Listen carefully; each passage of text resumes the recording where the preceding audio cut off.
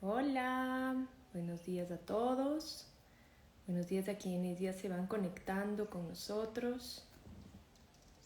Estamos hoy desde el grupo SOC 22 de Ecuador, esperando a nuestro amigo y maestro Mario Sabán, con quien vamos a tener hoy un diálogo acerca de la emuná. Bienvenidos, Chiriquí, Chile, Susi. Vamos a darle acceso a Mario. Ahí está ya. Mario debe estar uniéndose. Hola Patricia, ¿cómo estás? Mario, buenos días. Acá con Buen mucho día. frío. Aquí también con mucho frío, aquí también en Barcelona, ¿cómo estás? Muy bien, pero con el corazón así abierto y pendiente de este hermoso diálogo contigo. Gracias, siempre honrada por esta oportunidad. No, gracias a mí también, yo feliz. Yo tengo tantos amigos que he construido ahí en Quito. Espero que la gente de Guayaquil no se ponga celosa, porque estuve nada más en Quito cuando estuvimos en Ecuador y la verdad que de tu mano y de la mano de toda tu organización fue increíble. Fueron unos días maravillosos que bueno, espero que se repitan en algún momento, si Dios quiere. Sí, por supuesto, eso queremos todos. Y a la gente de Guayaquil que siempre nos escribe pidiendo información y todo, por favor, anímense a formar un grupo. Nosotros estamos para asistirlos en lo que necesiten en cuanto a la organización, la estructura, la logística. Cuenten con nosotros para el apoyo completo. Y si, por favor, si quieren llevarlo a Mario Guayaquil, también nosotros apoyamos y seguramente haremos algún esfuerzo también para traerte a Quito. Bueno, Mario, gracias por esta oportunidad nuevamente de conversar contigo. Agradecida también y bienvenidos todos quienes están uniéndose a esta transmisión. Como ya dije, hoy vamos a estar hablando de la emuná, un tema que todos nosotros como estudiantes de Cábala debemos tener como un propósito de vida, como una visión hacia dónde caminar y ojalá incorporar e integrar a nuestra vida. Mario, ¿por qué elegimos este tema? Cuéntanos cuál fue la razón.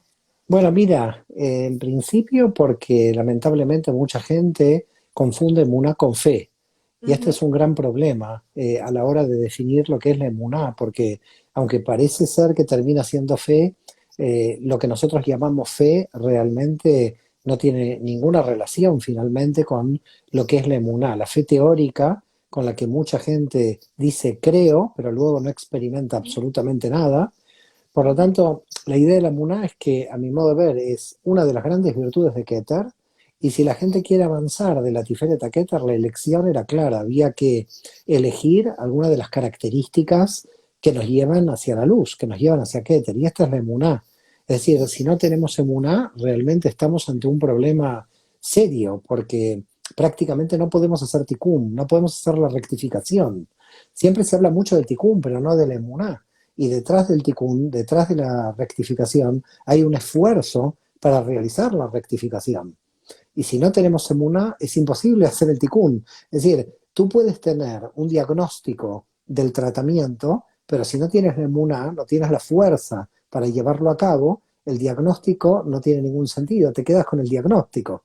Entonces, aquí tikkun implica una rectificación práctica que se hace a partir de una confianza en que tú vas a poder revelar el nivel de la Neshama. Si tú no tienes esa confianza en que vas a revelar el nivel de la Neshama, no tienes confianza en que vas a hacer la rectificación y por lo tanto tampoco ya no puedes dar el primer paso, ¿no? Ujú. Entonces la emuná es clave en todos los aspectos de la vida, en todos los aspectos de la realidad, e inclusive te diría más, una persona, aunque se declare atea, tiene que tener emuná. Es decir, porque no se puede vivir sin emuná, no se puede vivir sin confianza en la propia vida. Ya no tiene que ver con la creencia en Dios, tiene que ver con la propia fe, el propio optimismo que tú tengas en uno mismo, ¿no?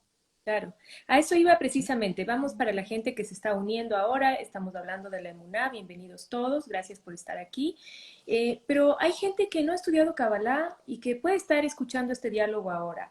¿Cuál es la diferencia entonces entre fe, Emuná o confianza para quien nunca ha escuchado estos conceptos cabalistas? Bueno, mira, emuná viene de imun, que quiere decir entrenamiento. Es decir, que yo tengo confianza porque me estoy entrenando. Y cada vez que me entreno, más la experiencia. Es Claro. decir, la emuná no es un análisis posterior a la acción, es una Ujú. experiencia de acción propia. Cuando ese Justo esta- estudiante entró en la escuela, no es que va a desarrollar, bueno, por supuesto va a desarrollar la emuná, pero algo tiene de ventaja, ya tiene emuná, porque Claro. ya confía que al entrar, ya tiene confianza en que va a aprender algo, en que si no va a aprender nada, va a aprender igual, con lo cual ya tiene emuná. Y confía en que hay algo más grande que él, que es muy importante, ¿no? Para Esto, sostenernos en el camino. Esto es clave. Además, somos tan pequeños nosotros que es casi lógico que siempre existe algo más grande que nosotros, ¿no? Es decir, nosotros sabemos en la Cábala que el soberbio y Dios no pueden entrar al mismo lugar. Cuando entra el soberbio, Dios dice, me tengo que retirar, porque el soberbio lo controla todo. Claro. Entonces, sí, siempre hay algo más grande que nosotros. El infinito es más grande que el universo. Así que yo creo que por el solo hecho. Lo que pasa es que, cuidado, esa humildad no nos tiene que llevar a la baja autoestima y no No, nos claro. tiene que llevar a bajar el nivel de confianza. Por eso digo, hay que confiar en las energías que uno tiene hasta donde puede. Es decir, si uno no puede más, tiene que aceptar el límite. Que nosotros sabemos en Cábala que es un límite transitorio. Mañana yo voy a poder más. El problema es que hoy no puedo más dentro de mis límites. Ahora, cuando uno acepta esos límites, no es que se resignó y dejó de tener emuná, sino que tiene justamente más emuná porque se está entrenando en los límites. Los límites también forman parte del entrenamiento. Por eso quien se entrena, una persona que se entrena en los deportes, tiene que tener una gran emuná. Aunque a ti te diga yo soy ateo, es imposible. Tiene una, tiene que tener mucha confianza. Fíjate los entrenadores deportivos en la escuela, bueno, voy a decir un SOD, ya que te tengo aquí, puedo decir un SOD. Claro, por favor. En la escuela vamos a tener en julio un curso de la cábala y el deporte de uno de mis estudiantes hace muchos años, hoy profesor, que es un coach a nivel deportivo. Ujú. Aplica la cábala a los grandes deportistas a nivel mundial. ¿Y por qué? Porque es que si no tienen emuná, no pueden llegar. Y fíjate qué curioso. A veces hay deportistas que tienen un físico muy impresionante, otros que quizás no tienen el físico, pero con la emuná que tienen logran un nivel de autosuperación, porque de eso se trata, no de ganarle al otro, sino de Claro. autosuperarse a ellos Ujú. mismos, que la emuná es lo que hace la diferencia. Sí, yo quiero decir que aquí, como testimonialmente, si me permites, Mario, es que si yo no tuviera emuná, no hubiera logrado traer la Kabbalah al Ecuador y no hubiera logrado yo misma cambiar a través de la sabiduría, porque también hace falta eso de creer en uno mismo, ¿no? De creer en que el cambio es posible si uno conecta con esa voluntad permanente de hacerlo. Mira, fíjate, perdón que te interrumpa, la sabiduría de la Kabbalah lo que dice. Ujú. ¿Qué quiere decir estudiar? Dicen los grandes sabios de la Kabbalah.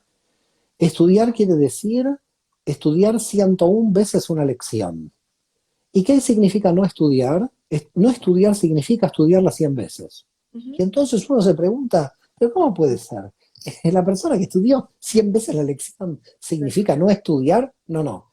Entre estudiar y no estudiar, la diferencia es de uno.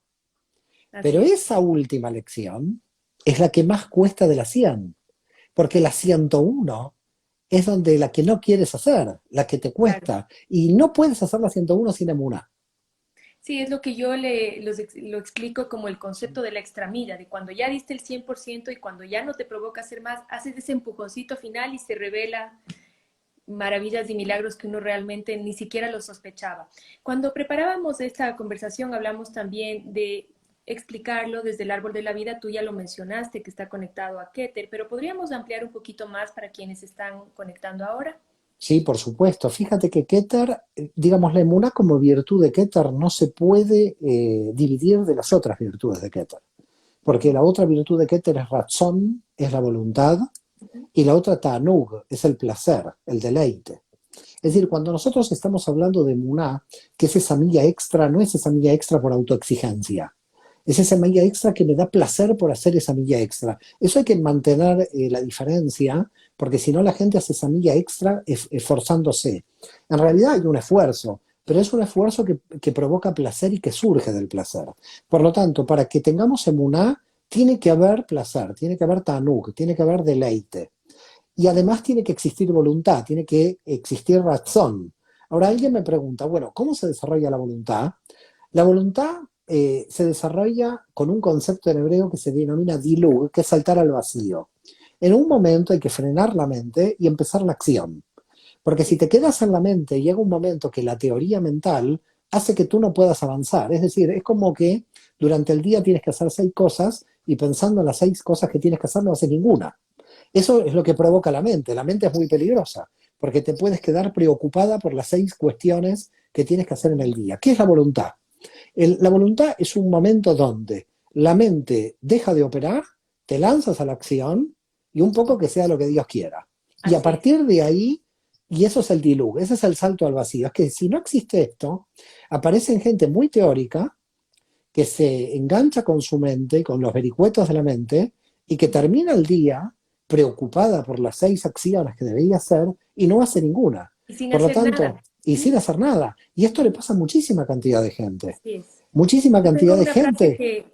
que la escuché y que creo que es útil para esto, y es: lo perfecto es enemigo de lo posible, porque la mente siempre va a estar buscando lo que falta, lo pequeño, los detalles, y a veces hay que hacer ese salto de certeza, de muná que tú estás diciendo Y es ahora. que cuando tú haces ese salto, ¿qué puede Ujú, pasar? Que el salto te salió lo mejor posible, que tú ujú, hubieras pensado, bueno, lo voy a hacer mejor la próxima vez, lo puedo llegar a hacer mejor, pero tienes un punto de referencia con el mejoramiento que tienes que hacer, porque es esa acción. Por eso lo hemos repetido hasta el hartazgo en las clases de Cábala y en las entrevistas, de que la omisión siempre es más peligrosa que la acción mal conducida. Es decir, lo completamente. peor que puede pasar son vidas omitidas, vidas de omisión. Es Ujú, decir, no le dije a tal mujer que la amaba, no fui a tal trabajo, no presenté tal currículum. Es decir, la pérdida de oportunidades en la persona, en la vida de una persona, que son las omisiones que realiza, hace, por supuesto, uno va a acumular cientos de equivocaciones, entre comillas, para la vina,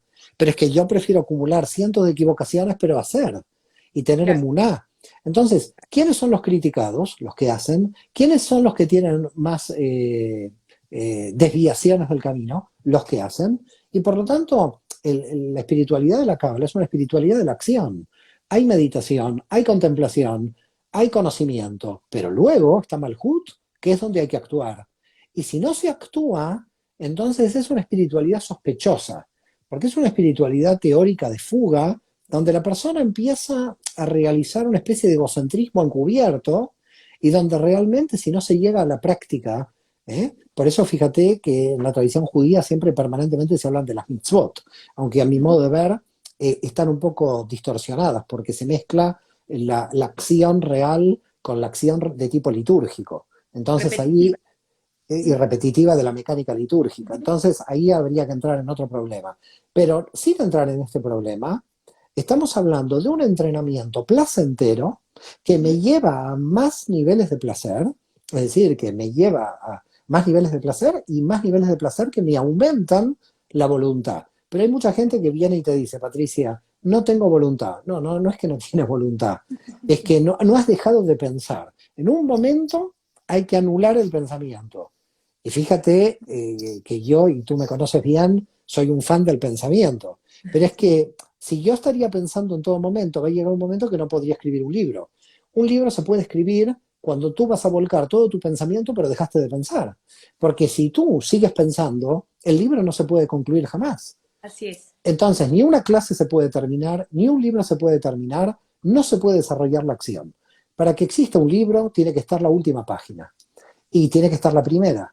Para que Ujú. exista la primera y la última, no puedes seguir pensando cuánta cantidad de información vas a seguir poniendo en el libro, porque si no, se convierte en un libro infinito que al ser infinito no se termina. Por lo tanto, el problema básico de la acción es realmente el miedo de mucha gente a la supuesta equivocación. Y cuando sucede esto, nos damos cuenta de que la persona no está relacionada con el aprendizaje, no está Así es. Ujú. relacionado con el concepto de edad, no sabe lo que es aprendizaje, porque tiene miedo al fracaso, al error. A los supuestos Está en la errores. dualidad, y porque está Así en es. la dualidad. Empezamos este diálogo con 40 personas y ahora tenemos 106. Quiero darles la bienvenida a todos. Estamos hablando con el doctor Mario Sabán, para todos los grupos SOT del mundo y para toda la gente del público en general que se une sobre la emuná. Voy a hacerte otra pregunta, Mario, porque esto sí me parece vital, y es la comprensión del mal desde la emuná. Eso es vital. Eso es vital y te voy a decir por qué. Porque la emuná y el mal están íntimamente relacionados. Es decir, en realidad, cuando aparece el mal, nosotros sabemos qué nivel de emuná tiene. Podríamos medir, si se quiere, la emuná de una persona ante el enfrentamiento al mal que pueda tener. Así que me encanta la pregunta porque da lugar a mucho análisis. En el sentido de que, primero, ¿qué es el mal? Porque al final, si uno aprende el mal, se vuelve bueno. Así que ya tenemos la transmutación del mal en situación de aprendizaje. En situación de aprendizaje yo lo tengo que transmutar. Si hago una transmutación del mal, ese mal, a medida que pasa el tiempo, cada vez se me convierte en bien y me da más fuerza. Por eso, aquellas personas que te aparecen en tu vida de manera satánica, a mí siempre me han aumentado la emuná. Es decir, cada vez que alguien me golpea, sea teóricamente en las redes o como sea, a mí siempre me ha pasado que en vez de estar sufriendo y cubriéndome hacia adentro, me ha desafiado a mí para potenciarme más. Así que yo agradezco siempre a todos aquellos que me han golpeado en mi vida, porque gracias a ellos estoy aquí. Es una contradicción, pero realmente es Es así. así, es así, O sea, es así, realmente te es así. potencia, ¿sí? Realmente te A mí potencia. también me hace cuestionarme, obviamente, porque por algo ocurre eso, pero luego de eso me lleno de entusiasmo y de energía para sacar lo bueno que está ahí oculto y ponerlo sobre mi vida o sobre el tapete, ¿no? En distintas situaciones. Así es, Ahora, así es. ¿cómo mantener, te digo por experiencia propia, esta es una pregunta personal que quizás ayuda a todos quienes están escuchando, porque creo que es recurrente. Cuando nosotros empezamos a estudiar Kabbalah y empezamos a ir implementando gradualmente la emuná en nuestras vidas a través de la experiencia, y se presentan situaciones como la que vivimos y continuamos viviendo de la pandemia mundial. Mucha gente que no estudia Cábala, que son familiares y amigos, eh, tienen una suerte como de una visión de que somos unos necios frente a la situación, como que estamos ciegos frente a un mundo caótico que se está destruyendo y que todo va a ser para mal, etcétera. ¿Cómo explicarles a ellos de manera sencilla que no es que somos necios, sino que hay confianza en lo que estamos haciendo, al trabajo espiritual del mundo entero y al plan del creador? Mira, yo primero te voy a contestar con dos anécdotas. La primera, Rabbi Akiva, que había en el siglo segundo, había proclamado que el Mesías era Bar Kokhba, y entonces uno le dijo a Rabbi Akiva, el Mesías va a llegar cuando ya en su tumba haya mucha vegetación arriba de su tumba. Le dijeron a Rabbi Akiva, como diciendo, el Apocalipsis va a llegar durante muchos siglos más adelante, usted no va a traer el Mesías. Y luego, una conferencia que yo estuve de una persona amiga, por supuesto por un tema ético no voy a decir el nombre, que en el 2007 en Israel nos daba una conferencia y nos decía que en el 2012 se terminaba todo. Bueno, la cuestión es que estamos en el 2022, pasó el 2012, pasó el 2008, pasó el 2000, 2020. pasó el 2020 y seguirá pasando. Es decir, yo creo que también hay un doble análisis, una doble interpretación. Cada generación quiere alcanzar la redención. Por ese motivo, hay mucha gente que en su buena fe es apocalíptica. Porque el apocalíptico de esta gente, la tendencia apocalíptica de esta gente, es una tendencia del fin del mundo, pero en el sentido de que quiere que se arreglen las cosas, pero entiende que las cosas se tienen que arreglar de un modo traumático. Por lo tanto, hay mucha gente apocalíptica, con la pandemia apareció mucha gente conspiranoica y apocalíptica, y eso es algo lógico cuando hay un cambio de época. Pero con respecto a la visión que nosotros tenemos, hay que tener cuidado de perder lo extraordinario de lo cotidiano, porque esa visión apocalíptica de un día, de un segundo día, de un tercer día, llega un momento que se agota, porque pasan los años y el apocalipsis no llega. ¿Por qué motivo? Simplemente por el motivo de que lo cotidiano lo engulle todo, y también puede engullir el entusiasmo del reino, el entusiasmo de la redención. Entonces, por eso digo, hay dos vertientes que hay que tener mucho cuidado. La gente apocalíptica y conspiranoica de un lado, y la gente donde ya cree que llega el Mesías inmediatamente y viene la redención. Y en medio hay que trabajar. Y el problema es que a veces nadie quiere trabajar. El problema es que hay que trabajar todos los días, hay que trabajar en lo cotidiano. Entonces, hay una anécdota que me gusta muchísimo y está dentro de la tradición de la Kabbalah y dicen, ¿qué sucede si te dicen que ha llegado el Mesías mientras tú estás plantando un árbol? Bueno, tienes que seguir plantándolo y después ir a saludar al Mesías. ¿Y esto qué quiere decir? Miren, no sé si vendrá el apocalipsis o no, pero yo lo único que tengo que hacer es lo que es el ticún de mi alma, que es estudiar, impartir clases y tratar de hacer lo mejor posible mi actividad. Y si cada uno estaría haciendo lo mejor posible, probablemente el apocalipsis no aparecería. Es decir, si todos pensamos que va a venir el apocalipsis, indudablemente terminará viniendo el apocalipsis porque es la profecía autocumplida. Pero si cada uno de nosotros está trabajando en donde debe trabajar su alma y dejamos todas estas ideas de lado y nos ponemos a trabajar y no nos ponemos excusas para realmente hacer el tikkun olam, porque yo creo que aquí hay mucha excusa dando vueltas para terminar de no hacer el esfuerzo. Y entonces yo creo que hay que hacer el esfuerzo de transformar lo ordinario en extraordinario. Ese es un esfuerzo de todos los días y es un esfuerzo de autorredención periódica. Es decir, yo no necesito que venga ni el Apocalipsis ni el Mesías para yo tener que hacer mi trabajo mesiánico todos los días. Obvio. Eso es la Kabbalah. La Kabbalah es justamente eso, transformar lo ordinario en extraordinario y hacer el trabajo todos los días. ¿Cuál es el tema? ¿Cuál es el problema? Fíjate que hay una energía en el árbol de la vida, que es la energía de la letra Kaf que va de Gesed a Netzach. Esa letra, el número 20, es una letra complicada porque es dual, es como la Bet en 20, ¿no? Ujú. Y entonces esa letra marca la energía de finalizar las cosas que hemos comenzado, de poder concluir. Es la energía de la resistencia diaria, llamémosle de alguna manera. La Ujú. energía que tienes que comenzar. ¿Qué pasa con la gente? La gente comienza una gran cosa, un gran proyecto, a los 3 meses se desinfló. No hay Ujú. más gran proyecto. Ujú. La Cábala trata de hacer comprender que tú tienes que mantener un entusiasmo permanente diario. No Ujú. es que esto es un entusiasmo que vas a crear algo mega, digamos mega proyecto, sino que se tiene que hacer el trabajo hormiga y el trabajo silencioso y el Ujú. trabajo de todos los días. Y ese trabajo de todos los días es el que nos va a llevar a la redención. Con lo cual yo diría que la gente no confíe tanto en la irrupción del apocalipsis y que yo creo que lo que hay que hacer es trabajar cada uno haciendo su ticum, el ticum del alma, con mucha emuná, con mucha confianza, y no estar además trayendo ideas tan negativas como el apocalipsis, que lo único que hacen es en realidad enredarnos para no seguir nuestro camino. Completamente. A mí, tú sabes que me gusta mucho frente a los grandes desafíos, qué es lo más simple que puedo hacer. Y cuando a mí me han preguntado, yo he dicho, no lean tanta información de esta información conspiranoica o de la información en pro, a favor. No, no. ¿Quién estoy siendo yo en este momento? Eso es lo más importante. Estoy siendo mi mejor versión, estoy dando lo mejor de mí en todos los aspectos de mi vida.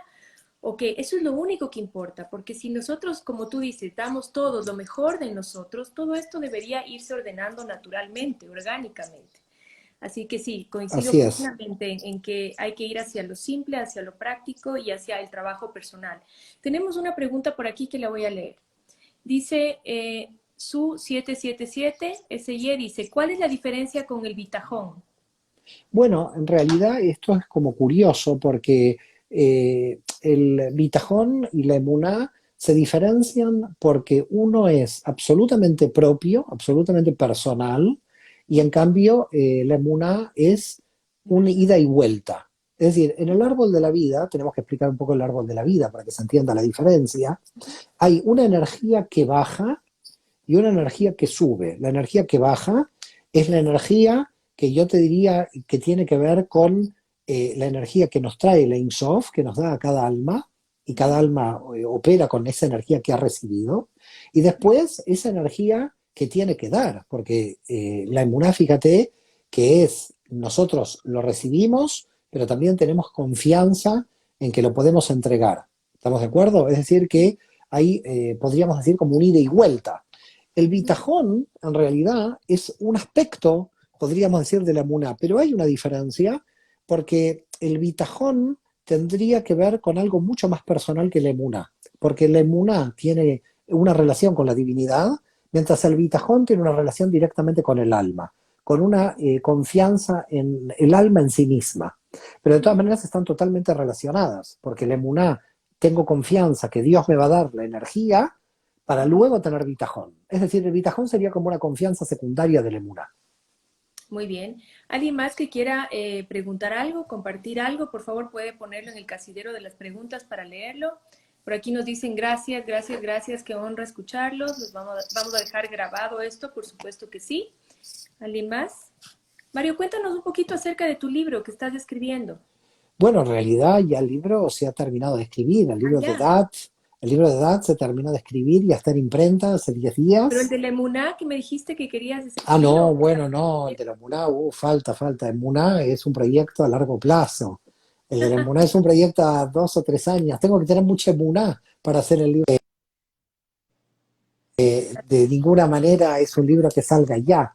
El libro de MUNA calculo que tardará por lo menos muchos años, porque se necesita tener más información. Los grandes campeones de la MUNA en el movimiento de la Kabbalah fue el movimiento de Breslov. El claro. movimiento de Breslov es el movimiento de la Emuná. Ujú. Pero digo movimiento de la Emuná porque todo lo llevan a la Emuná. Desde mi perspectiva, cierran demasiado toda la Kabbalah a ese tema, que no está mal para aquellos que no tienen Emuná, pero que luego hay que entrar en otros conceptos de la Kabbalah. Así que si a alguien le falta Emuná, el movimiento de Breslov es muy bueno, pero se dará cuenta con el tiempo que luego hay que desarrollar el DAT, hay que desarrollar otros aspectos del árbol de la vida. Sí. Entonces, cuando uno recomienda los libros del movimiento de Breslov, los recomienda a personas que no tienen confianza en sí mismas, pero Ujú. luego hay que ir a un nivel de comprensión. Yo te diría que la emuná tiene una relación con el DAT muy cercana, porque si el DAT es lo que hace que todo el sistema del árbol de la vida, el sistema del árbol se esté moviendo, es porque al mismo tiempo tenemos confianza en que lo podemos mover.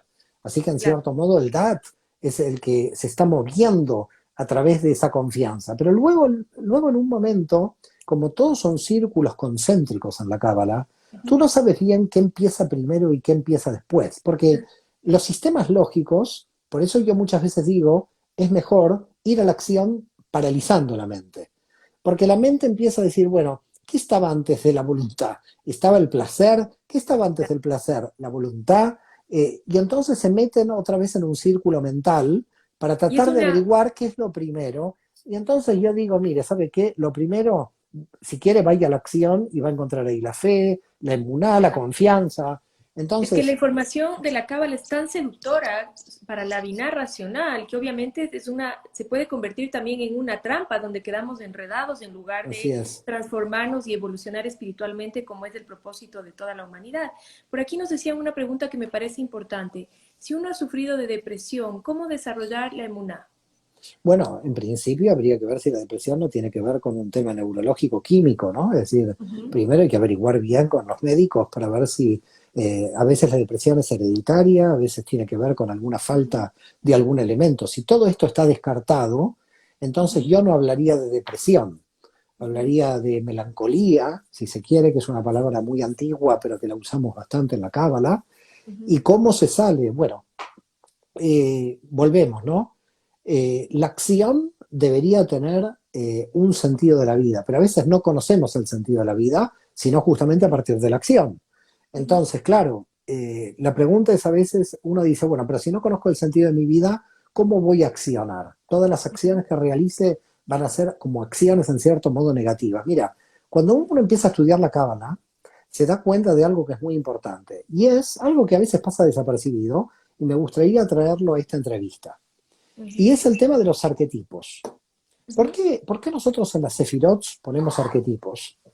Porque cada uno de los arquetipos nos demuestra el grado de imperfección, pero el grado de muná que ellos han tenido que tener para hacer tikkun en esa dimensión.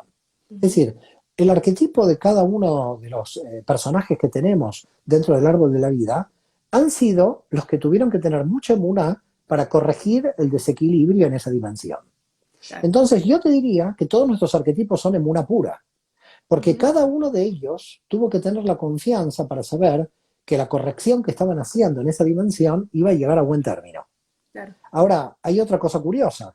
Yo veo todos los personajes bíblicos que como arquetipos me dan la confianza en que yo me puedo corregir en esa dimensión, pero claro, al mismo tiempo, la única dimensión donde yo no tengo ningún arquetipo es Keter, porque esa es mi emuna. No es la emuná de todos los De personajes ellos, de bíblicos. ellos. Es la Claro. construcción de mi propia emuná, de mi propio arquetipo. Ujú. Porque seguramente yo estoy desequilibrado en algo que ningún arquetipo me lo está mostrando. Y lo tengo que descubrir yo. Entonces, claro, yo tengo que descubrir mi desequilibrio para tener la suficiente confianza en corregirlo. Pero es muy importante estudiar la cábala y los arquetipos en el árbol de la vida, porque todos estos personajes realmente tuvieron que hacer un gran esfuerzo, pero siempre confiaron en que iba a ser lo mejor. Es decir, Yosef, cuando lo tiraron al pozo y lo vendieron, él confiaba en que lo que estaba pasando era lo mejor. Claro, bueno, los niveles de confianza de Abraham ni hablemos, ya se van un poco de nuestra racionalidad, en De cierta todo. forma, ¿no? Cuando le dice, ve y mata a tu hijo, una cosa de locos, yo no sé, es una emuná que a mí se me escapa como occidental. Pero digamos, más allá del tema puntual de Abraham, tú puedes ver que hay una gran confianza. También puedes ver que ellos eran seres humanos que flaqueaban en su confianza, que no todos tenían tanta confianza al principio. Fíjate, Ujú. Moshe, cuando en la zarza ardiente dice, yo, me estás eligiendo a mí. Es decir, tenía confianza cero. Moisés tenía una confianza cero. ¿Cómo me estás eligiendo a mí? A mí no me elijas. Yo no sirvo para esto. Yo te elijo a ti. Entonces, también podemos ver en los arquetipos bíblicos cómo flaqueaban en su La confianza, transformación. y la transformación, es decir, Ujú. el hombre que decía, yo no sirvo para este proyecto, terminando 40 años de llevar al pueblo por el desierto. Es decir, qué nivel de confianza que se tengan que abrir las aguas. Bueno, también desconfío ahí, porque le pegó a la piedra. Así que Moisés andaba con la emuná ahí, dando vueltas. No tenía una emuná muy trabajada, pero de todas maneras se sobreponía y seguía adelante. Y yo creo que ahí está la cuestión, ¿no?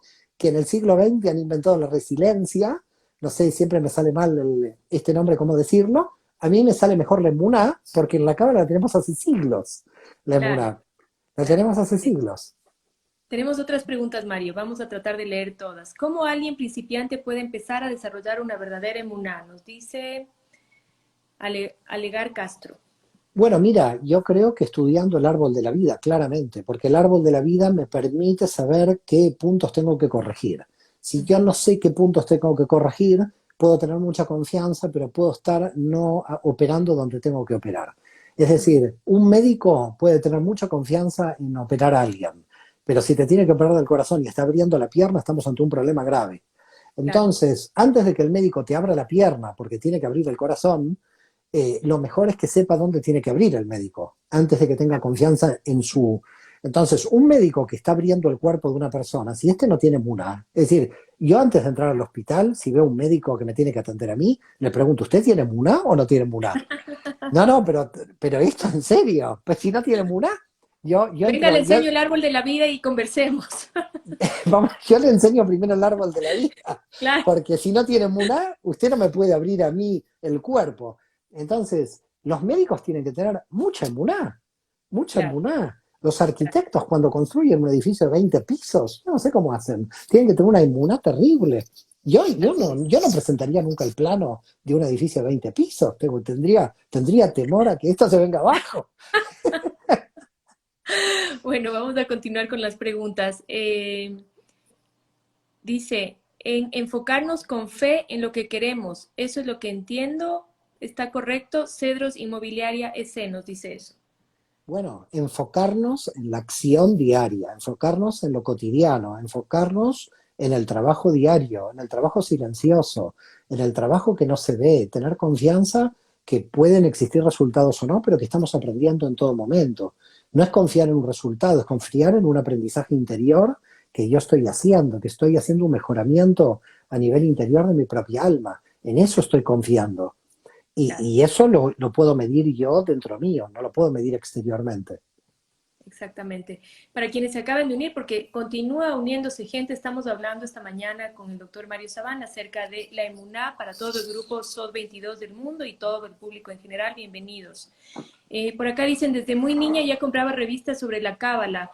Cuando ocurre esto con un niño, me gustaría saber el compromiso sobre su ser y la vida. Bueno, no entiendo muy bien esta pregunta, si la puedes reformular, por favor. Y por acá nos decían, ¿hasta qué punto la mente racional e intuitiva influencia sobre la emuná? muchísimo porque nosotros también tenemos confianza en las energías invisibles.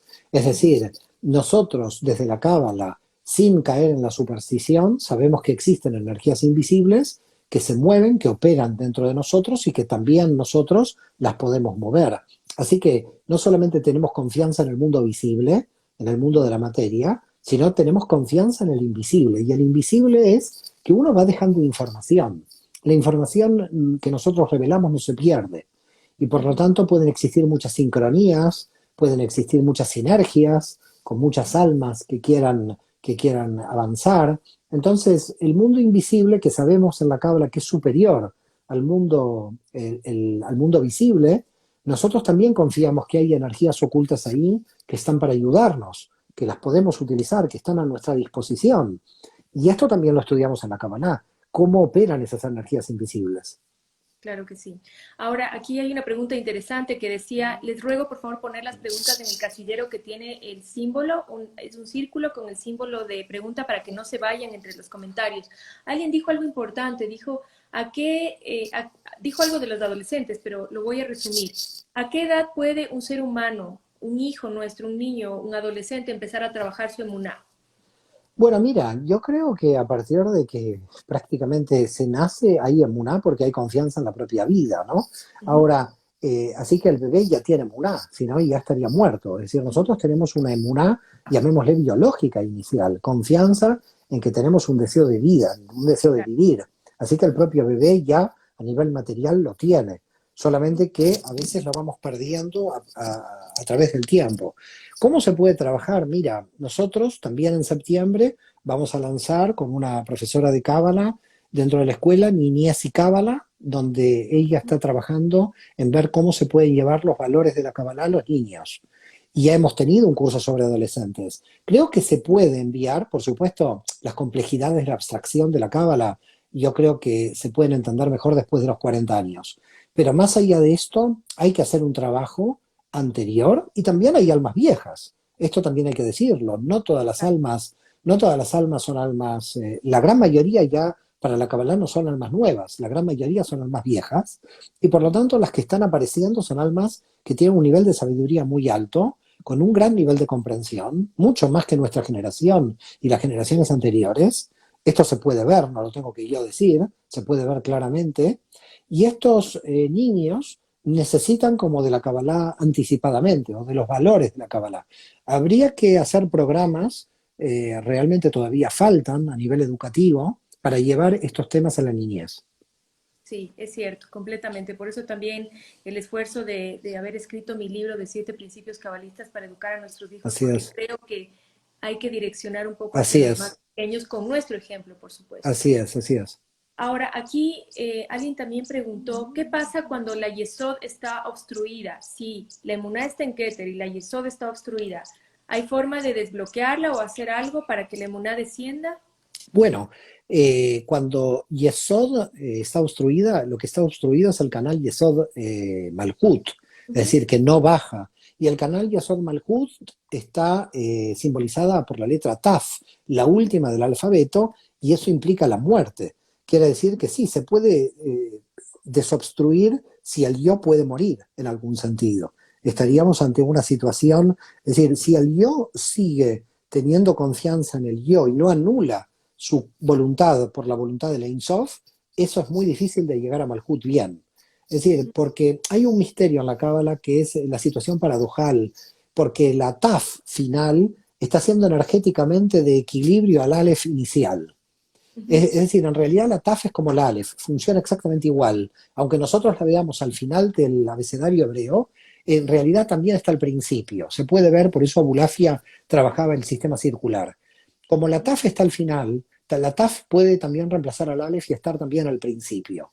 Por lo tanto, fíjate que lo que está diciendo esta pregunta, esta persona, es algo muy sabio porque se da cuenta, si hay un bloqueo y Yesod Malhut, todo el trabajo que estemos haciendo Yesod para arriba, en verdad, entre comillas, como que no se nos sirve, porque no lo Ujú. terminamos de revelar en la vida real. Ujú. Entonces, ahí hay que hacer un proceso de muerte y renacimiento del yo para poder pasar por la TAF, y por ese motivo hay que tomar en cuenta esta relación al staff, que fíjate que Taf Aleph es la palabra hebrea para célula. Es decir, es una cosa curiosa que nosotros cada 7 años nuestras células cambian por completo. Es decir, que nosotros morimos celularmente cada 7 años. Pero hay un problema, nuestra personalidad no muere cada 7 años. Es decir, le cuesta morir mucho más a nuestra personalidad que a las células. Por Claro. lo tanto, ¿qué está mostrando la TAF? La TAF está mostrando que tenemos que llevar a la acción de la materia todos los cambios que hemos producido en nuestro interior hasta Yesod. Y por eso hay mucho bloqueo en ese canal, porque es el único canal que nos conecta con Malhut. Entonces, Cuando, perdón, adelante, no, perdón. no, es que es muy interesante la pregunta porque se Ujú, forman muchos bloqueos ahí. Se ujú. forman muchos bloqueos porque no hay una acción de transformación. Es decir, si el yo muere a su identidad, tiene que mostrar acciones de renovación dentro de la realidad. Estamos hablando del yo egoico, ¿no? Del yo No del yo egoico. egoico, del yo Claro. de la Yesod. Ahora, voy a invertir la pregunta porque me parece algo interesante para que todos entendamos. Para quienes se acaban de unir, estamos con Mario Sabana hablando acerca del Emuná y de cómo en esta parte final de este diálogo precipitarla hacia Malhud, hacia nuestras vidas. ¿Qué pasa si nosotros invertimos el proceso? Si está la Yesod bloqueada y nosotros, nuestro yo egoico está obstaculizando que se precipite esa luz espiritual en nuestra vida, ¿qué pasa si empezamos desde abajo, desde Malhud, nosotros actuando para desde abajo hacia arriba desbloquear Yesod? Totalmente. Justamente es perfecto el análisis. Habría que desbloquear desde la acción, Ok, que perfecto. se desbloquee desde la acción para subir hacia arriba. Totalmente. Por eso, en la tradición de los judíos españoles, tradición de la cual proviene mi familia, hace 500 años hay una frase que dice caminando y hablando. ¿Por qué? Porque mientras estás hablando no tienes que estar hablando sentado, tenés que estar caminando. Porque Ujú. caminando implica que estás haciendo el camino mientras estás hablando. Y ahí hay que tener mucho cuidado porque mucha gente habla pero no hace. Entonces Sí, hay que hacer ese camino de Malkuta y eso. Totalmente de acuerdo. Muy buen consejo tuyo para subir desde Malkuta arriba. yo comparto lo que he vivido porque a veces el ego es tan potente en la mente y tan difícil que es más fácil hacerlo de abajo hacia arriba. Vamos a ver, tenemos algunas preguntas, ojalá alcancemos a responder todas. Aquí nos dice, ¿hasta qué punto? Jair 17 nos dice, ¿hasta qué punto la mente racional e intuitiva debe influenciar a la emuná? Es que no es que debe influenciar a la emuna, es que las necesitamos para que la emuna crezca. Es Ujú. decir, es muy poderoso lo que tiene que hacer Johanna y Binah. Tanto la mente racional como intuitiva tienen que copular y tienen que subir al Dat a Keter. Y si la virtud de la emuna está en Keter, quiere decir Ujú. que lo que estamos diciendo es que la virtud de la emuna opera cuando Dat subió a Keter. Y Dat subió a Keter sí, con Johanna y Binah. Así que totalmente el análisis de esta pregunta, yo creo que más que una pregunta es una respuesta, lo está Ujú. respondiendo él mismo dentro de la pregunta. Cuando Binah y Jochma copulan y elevan a Dat hacia Keter, están desarrollando la emuná. Así es.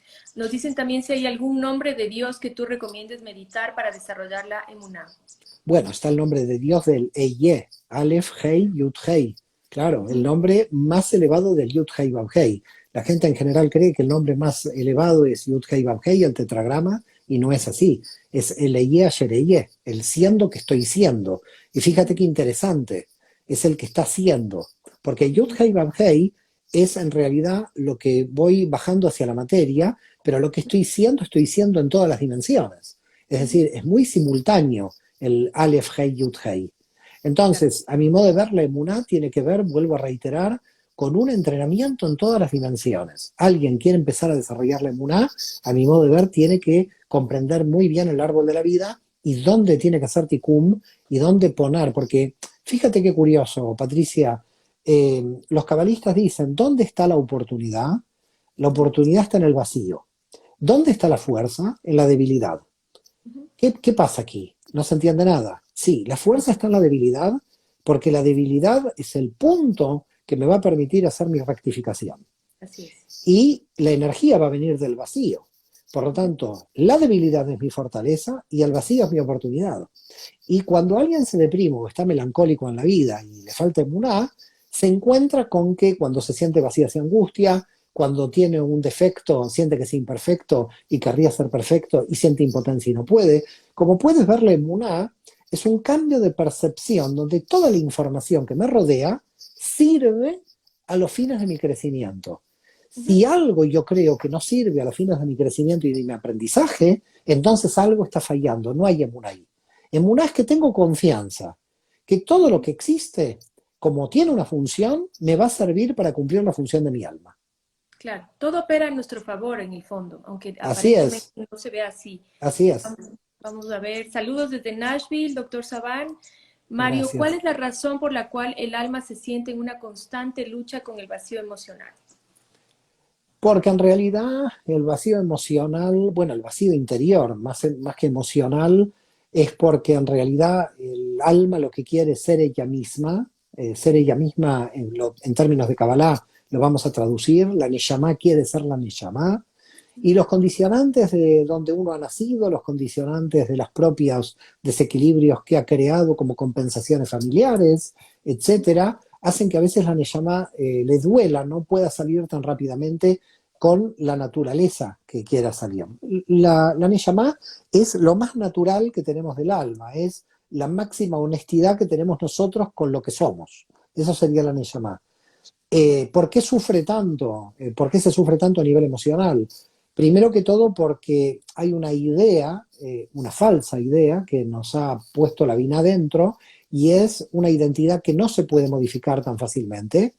Y las emociones en general sufren cuando se tienen que desapegar a ciertas identidades. Entonces, todo sufrimiento proviene del desapego, no del deseo, cuidado, proviene del desapego. Y la Tiferet a nivel emocional se apega porque la madre sobreprotectora de la Binah la hace apegar a la Tiferet, y entonces la Tiferet sufre, si quiere ser ella misma, sufre inexorablemente. Lo que pasa que en un momento, cuando ya dejó de sufrir y hacer el proceso que Jung llamaba de individuación, cuando ya la sombra sabes que opera a tu favor, entonces ahí dejas de sufrir. Pero hay un sufrimiento por ese cambio que está haciendo en querer ser lo que es. Claro. Y eso es lo lindo de estudiar Kabbalah, que a uno le cambia la percepción sobre los mismos hechos. No quiere decir que no vaya a haber estos momentos incómodos, desafiantes o de dolor, pero la percepción nuestra cambia sin ninguna duda y eso ayuda mucho a que ese sufrimiento se vuelva más transitable quizás. Eh, ¿Cómo ordeno y canalizo tanta información y energía que me ingresa al vacío? Bueno, esto no es un tema de Muná, pero ya que están las preguntas, si quieres responderlas, Mario. Sí, no hay ningún problema. El vacío es fundamental. En realidad, la percepción del vacío, que es esa angustia del vacío, es contradictoria, porque el vacío está para nosotros recibir luz. Ujú. Fíjate que siempre decimos la Kabbalah es saber recibir. Si no hay vacío, ¿de dónde recibes? Sí. Entonces, en realidad, mucha gente quiere recibir, pero estar lleno al mismo tiempo y no tener la angustia del vacío, pero es una contradicción. Señor, si usted tiene que recibir, se tiene que vaciar, o por lo menos tiene que ver al vacío como una buena cosa. No, la gente se angustia al vacío y al mismo tiempo quiere recibir. Pero es ¿Dónde vas a imposible. recibir? ¿Pero dónde vas a recibir si no estás Claro, vacío? Por lo claro, tanto, si no yo le aprecias el diría, vacío. por eso yo le digo a mucha gente, siéntase vacía primero para poder Claro, recibir bien. No, no, claro. la gente se angustia del vacío, después se llena y después dice, bueno, yo no sé recibir. No, no sabes recibir porque ya está llena. No, pero quiero estar llena porque no quiero estar vacía. Y bueno, Sí. ahí andamos todos, ¿no? Queriendo vaciarnos. No, y una de las cosas también que siempre te escucho y que creo que es un atributo que todos debemos tratar de desarrollar como estudiantes de Cábala, es esta habilidad de viajar entre el árbol y el bosque, de vivir en la paradoja, de tener la capacidad de ver ambas realidades en simultáneo para poder sentirnos quizás con más entusiasmo y más emuná por la vida. Aquí dice, ¿el miedo fortalece la emuná? Bueno, lo que pasa es que el miedo puede paralizar, entonces hay que tener cuidado del miedo, porque el miedo no es una buena cosa, es algo muy negativo. Esto no quiere decir que uno sea temerario y que no sea preventivo con respecto a ciertas cosas. No hay que ser temerario, ¿no? Pero el miedo sí paraliza. Hay prudencia. La prudencia no es miedo. Habría que hacer una diferencia, porque la prudencia entiende los límites y por lo tanto no se vuelve temeraria. Entonces, aquella persona que tiene miedos, que puedan ser miedos infundados, hipocondrias, etcétera, lo primero que es que no hay que llevarlo a la temeridad y que no tenga miedo a nada, sino que tengas que ser prudente y aceptar los límites. Entonces, partiendo de la base de que la persona es prudente y acepta los límites, los miedos son negativos, en el sentido de que hay miedos que nos paralizan. Si son miedos que nos paralizan, estamos ante un problema. Claro. Ok. Bueno, creo que hemos terminado con las preguntas por aquí. Déjame revisar. Eh,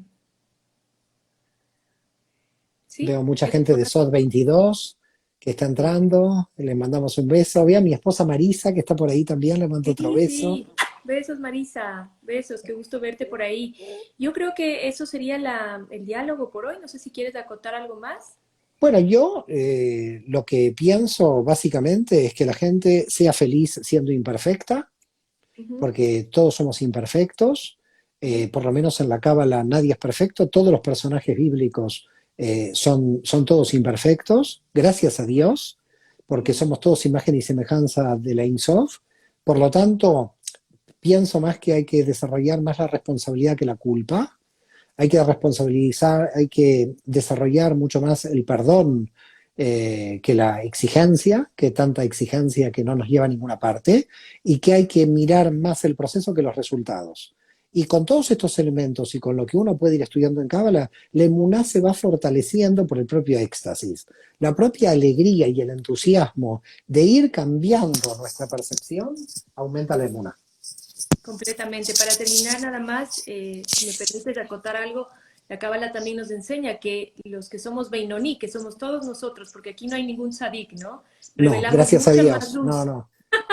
revelamos mucha más luz a A través mí de me la encanta ser transformación Beinoní. espiritual. Me encanta, hay A que mí también, yo poner soy Beinoní la también. felicidad del Beinoní. Hay que, bueno, la felicidad del Exactamente. Beinoní. Exactamente, los Beinoní, los que venimos del vacío, del dolor, del miedo, de todo ese lugar de oscuridad, revelamos mucho más luz que los sadiks que vienen del lugar de la luz en la luz. Así que muchísimas gracias a todos, gracias Mario, como siempre, un diálogo delicioso, me encanta cómo nos reímos, cómo compartimos. Gracias a todos esos grupos de SOT 22 del mundo, un abrazo cariñoso desde Ecuador, gracias por este sueño, por compartirlo, por estar, por meterle ganas y vamos a seguir difundiendo la sabiduría de la Cábala de todas las formas posibles en unidad y con cariño siempre. Gracias a todos. Gracias, Mario. Gracias, Patricia. Gracias por tu generosidad, tu cariño y gracias a todos SOT 22 en Ecuador. Un Shalom. abrazo.